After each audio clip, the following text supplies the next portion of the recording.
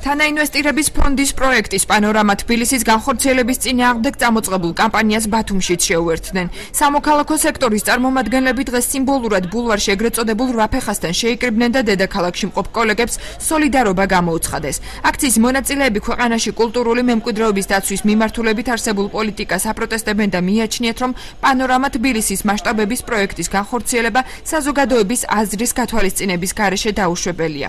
პანორამა თბილისი ქალაქის ისტორიულ ნაწილში სოლოლაკის ქედზე თავისუფლებისა და ერეკლეს მოედნების ტერიტორიაზე უნდა აშენდეს. არასამთავრობო სექტორში მიაჩნიათ, რომ გარემოს დაცვითი თვალსაზრისით დაუშვებელია სოლოლაკის ქედის როგორც ლანდშაფტური ტერიტორიის ხელყოფა. ასევე ბეტონის მოცულობებში დარგული ენერგები ვერ შეცვლის იმ ეკოსისტემას, რომლის გაჩეხვაც გათვალისწინებულია პროექტის მიხედვით.